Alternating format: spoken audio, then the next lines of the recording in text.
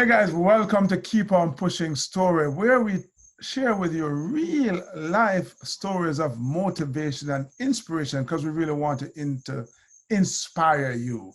And so I'm excited to welcome my friend Nicholas Sweeney to the show. Nick, welcome to Keep On Pushing Stories. Devon, it's great to see you again. I can't wait. I always have so much fun when we talk. Yeah, well, it's great. So what I want you to do quickly, Nick, is tell us what it is that you do and how you serve and bring value to your clients. Yeah, my big audacious thing that I do really passionately is I run an event called Permission, which is a personal development event.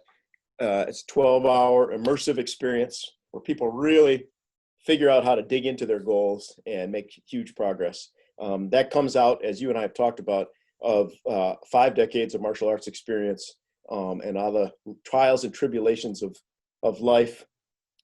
And I'm also a serial entrepreneur. The thing that I spend most of my days, my real job is I own a marketing agency, and that's where I'm speaking to you from today.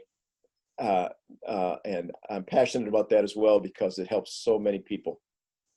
So how does someone find you, either whether it's for permission or for some marketing help? Yeah, the place to start is probably at my website, nicholassuino.com. It's NICKLAUS-SUINO.com. There's contact information there. And if they have questions about anything that I do, they can start with that. And I'd be more than happy to reach out to them, have a chat. All right, cool. So, dude, let's get down to business, man. What I really want to know is your keep on pushing story. I want to hear about a time when you had to overcome something significant or you kind of had to leave your comfort zone. You had to get out of the dojo, or your tiny dojo to get into a bigger one. Yes, I love that analogy. And like you, I've probably had more than one keep on pushing story. But here's the one that comes to mind today. So you and I have talked a little bit about the fact that I've had a law career, which I'm pretty much out of now. But the beginning of the end of my law career, I lived in Traverse City, Michigan, in a beautiful a chalet in the woods. I could walk out my back door and hit the trails. There are 25,000 acres of the Manistee National Forest behind my house. Just stunning place to live. I was 3 minutes away from turquoise waters, resort community, great food, great people. Absolutely loved it. Working in a law office up there, absolutely hated it. And the longer I worked there, the more I realized that the folks in the office were just not looking out for my best interest. I don't know if I don't want to say they were dishonest, but certainly not running the business the way I would have run it. Not super helpful. I was sort of the attorney there while they were doing the admin work. And a lot of my work in Northern Michigan, to make a living in law, you have to drive a lot. The courts aren't big enough in any one place. So a day would often be, 3, 4, 5 hours on the road, as well as practicing law.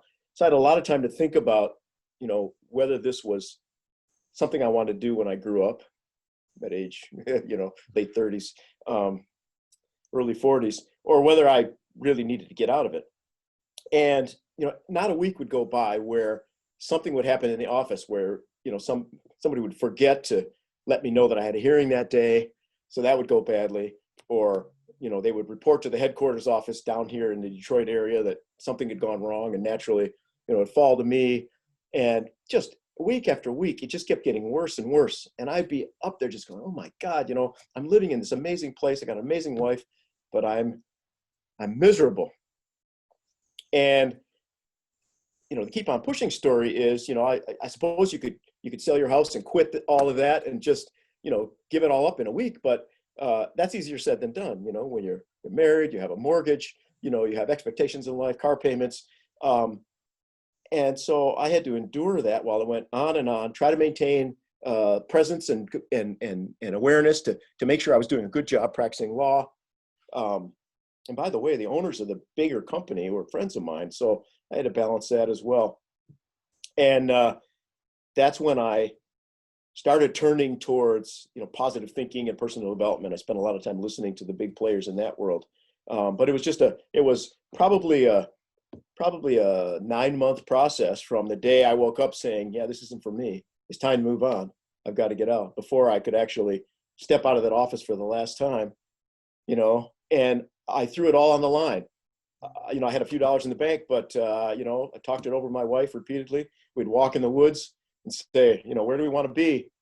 And we kept coming back, well, I don't know where I want to go, but I know this isn't it, right? And so, yeah, one day, right, walked out of that office, sold the house, you know, had a few bucks in the bank, moved back down here to Southern Michigan, and started over again at brand new age beginning. 45. Yeah, at age 45, started over again. What did you learn from that experience? First of all, go into everything with your eyes open. When someone tells you who they are, you should probably listen. I had clues from day one, and I was so eager to get that job that I ignored the clues. Day two, what's the polite expression? You know, you don't want to mix friendship and business. That's a delicate balance. I can do it successfully now, but at the time, the idea, I should not have worked in a company that was owned by friends of mine. And probably most importantly, man, we all have a mission in this world. And if you compromise that mission, you're going to be miserable no matter what. I just happen to have really bad circumstances where I was miserable doing something I really didn't care to, instead of what my real mission was, right? Yeah. Once you figure out your mission, as you and I have talked about, once you love what you do, it's a lot easier. You got to get it right, man. We're not all born to do everything. And it really helps to figure out what you are born to do. Indeed, indeed. Powerful life lessons, amazing experience, Nick. Thank you so much for sharing that. Hey guys, if you enjoyed this, hey, leave a comment at the bottom. Make sure you hit that subscribe button if you haven't yet subscribed, and the bell, and you get a notification every single time. And make sure you share it with your friends, because they want to be inspired as well. Thank you for joining us. And as always, keep on pushing.